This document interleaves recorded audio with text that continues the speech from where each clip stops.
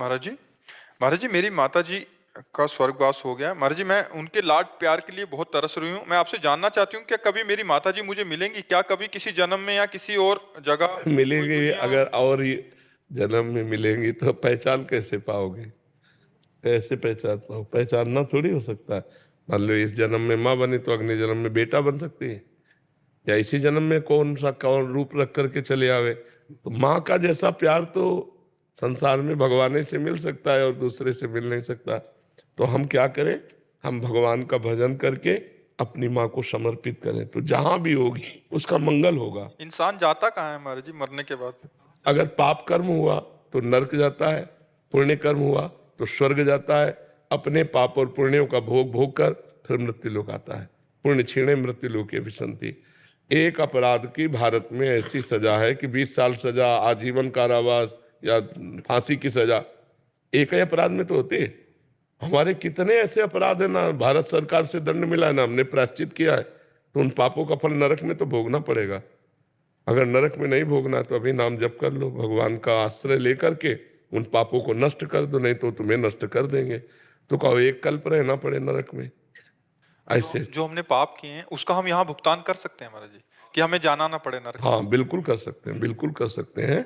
भजन के द्वारा, तीर्थयाटन के द्वारा, दान पुण्य के द्वारा, परोपकार के द्वारा, और सबका फल मांगे कि मैं निष्पाप हो जाऊं, मैं भगवान को प्राप्त हूं, तो फिर भगवत प्राप्ति ही ना होती अगर पाप नष्ट ना होते तो।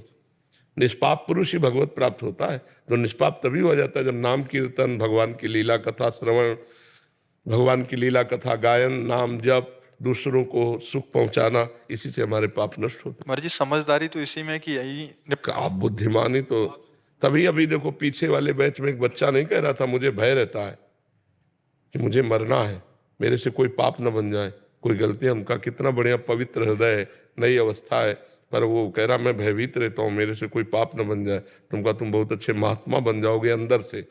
जो भयभीत रहता है कि मेरे से गलती ना हो जाए, वो निकल जाएगा, और जो गलतियों में निर्भय होके जाते हैं वो फंस जाते हैं, नष्ट हो जाते हैं।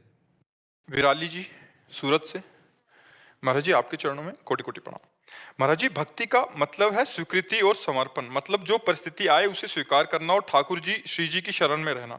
तो क्या महाराज जी भगवान से भौतिक जीवन साथ की में इच्छा इतना के लिए और साथ में इतना और जोड़िए, अखंड स्मृति, आश्रय भगवान के चरणों का, और अखंड स्मृति, निरंतर नाम जप। अगर ये नहीं तो फिर शरणागति पुष्ट नहीं हो सकती। भगवान का निरंतर सातु दीर्घकाल निरंतर सत्कार सेवितो दृढ़ भूमि। जो दीर्घकाल तक निरंतर भगवान का चिंतन करता है उसका हृदय भगवदाकार हो जाता है। बिना भगवदाकार हुए विषयाकार वृत्ति बार बार भोगों में, विषयों में जाती रहती है। तो शुद्ध भक्ति का स्वरूप है तदर्पिता अखिलाचारिता तद्स्मरणेन परम व्याकुलतेति। समस्त आचरण भगवान को समर्पित हो और भगवान के एक क्षण के विस्मरण होने पर भी परम व्याकुलता हो जाए। जैसे मछली को जल से अलग करो वो तड़पने लगती है, ऐसे भगवान का विस्मरण होने पर हमारे हृदय में व्याकुलता पैदा हो जाए। कैसे भूल गया अपने प्रभु को? तो निरंतर स्मरण, भगवत शरणागति, भगवत चरणारविंद का आश्रय, तो भक्ति पुष्ट होती है। आप क्या जानना चाहते हो? महाराज जी, क्या भगवान से भौतिक जीवन की इच्छाओं के लिए कुछ भी मांगना सही है? क्या ये स्वार्थ नहीं? क्या भगवान को अल्पज्ञ जानते हो क्या, कि भगवान को ज्ञान नहीं? जब आप शरणागत हैं तो भगवान को सब पता है कि आपको कब क्या चाहिए, तो अपने आप विधान करेंगे। जोई जोई प्यारो करे सोई मुझ भावे। मैं क्यों भगवान से मांगूं? कोई भगवान अल्पज्ञ है क्या कि उनको पता नहीं मेरी परिस्थिति का? यदि मेरी परिस्थिति को जानते हैं और मुझे ऐसे ही रखना चाहते तो मैं ऐसे ही रहना चाहूंगी, मैं अच्छा नहीं बनना चाहूंगी। कि अगर हमारी सब असुविधाएं हैं, दुख है, विपत्ति है, मेरे भगवान जान कर के इसमें राजी हैं, तो जरूर कोई मंगल विधान है, मैं इसी में रहना चाहूंगी। मैं अपनी इच्छा के अनुसार भगवान की इच्छा का विरोध नहीं करूंगी। मैं अपनी इच्छा को नष्ट करने की बात करूंगी, लेकिन भगवान की इच्छा है कि मैं दुख भोगूं तो मैं दुख भोगूंगी। उत्तम बात तो यह है।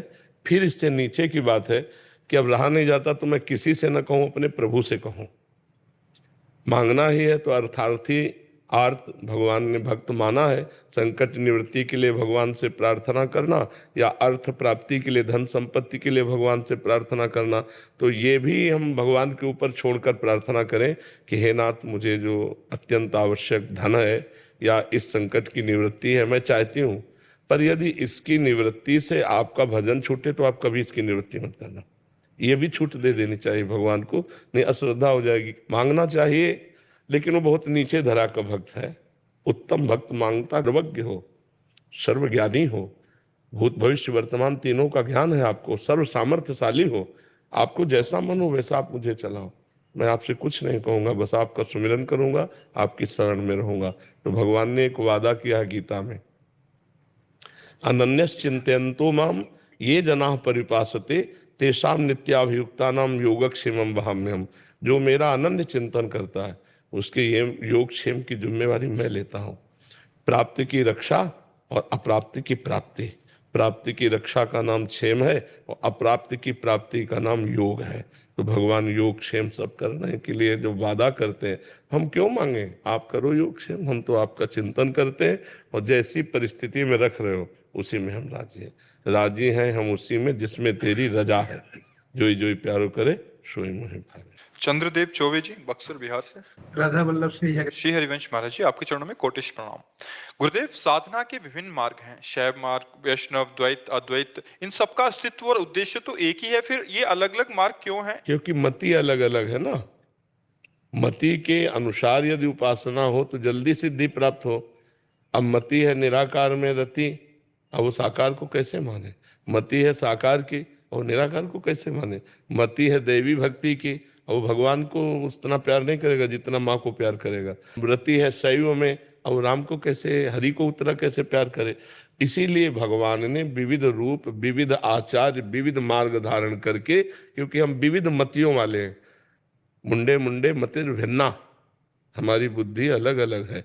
तो जहाँ हमारी रति हो जाए, जैसे भी हो जाए, हम उस परमात्मा को प्राप्त कर लें। वही परमात्मा शिव है, वही देवी है, वही राम है, वही कृष्ण है, वही सब रूपों में एक ही परमात्मा है। कहीं लग जाओ, ईमानदारी से लग जाओ, अच्छे आचरण करो, तुम्हारा मंगल हो जाएगा। इसलिए विविध आचार्यों, विविध इष्टों के रूप में भगवान प्रकाशित हैं। एक ही भगवान कि हम विविध मति वाले हैं, अलग अलग मति वाले हैं, तो अपनी अपनी मति के अनुसार चल। कोई ज्ञान प्रधान है, कोई भक्ति प्रधान है, कोई कर्म प्रधान, तो भगवान ने ज्ञान योग, भक्ति योग, कर्म योग, कोई योग प्रधान तो अष्टांग योग। जो जैसी मति से चलना चाहे, हमारे भगवान ने सब आचार्यों का रूप धर करके वो मार्ग प्रशस्त कर दिया है। गुरुदेव भगवान कुछ अपराध हो गए हैं इस मार्ग पर आने के पहले। जो गलतियां हो गई हैं, मामे वे प्रपद्यन्ते माया में ताम तरंति थे। भगवान की शरण में होके नाम जप करो तो जो भ्रम से हमारी गलतियां होंगी सब तर जाओगे। माया में ताम तरंति थे, अहम तो हम सर्व पापेभ्यो मोक्षयिष्यामि मा शुचा। भगवान की शरण में होके नाम जप करो, जो गलती है उसका मार्जन हो जाएगा, आगे गलती ना हो, आगे किसी जीव की हिंसा न करें। अगर सांप को काटना है ना तो तिजोरी में बंद हो जाओ, अपने समय पे काट देगा। और नहीं काटना ना तो हम जंगल में पड़े रहे, हमारी छाती के ऊपर से निकल गए, कभी टच नहीं किया। जहाँ सांपों का ही झुंड था, एक सैनपुर स्थान था, सैकड़ों सांप रहते थे, पुराना आश्रम था, 90 वर्ष पुराने महापुरुष जो वहाँ विराजमान थे। वो इतनी सांप बिछी, इतनी बिछ खापर, एक से एक क्वालिटी के सांप, कोबरा और किंग कोबरा, ये सब बड़े बड़े सांप, और कभी टच नहीं किया। आंख मूंदे बैठे हैं, आंख खुली तो देखा सब रेंग रहे, लेकिन फुसकार करके बगल से निकल गए, काटा नहीं। क्यों? काटना है उसी समय काटेंगे, नहीं काटना है तो आप सांपों के ऊपर पड़े रहो, नहीं काटेंगे।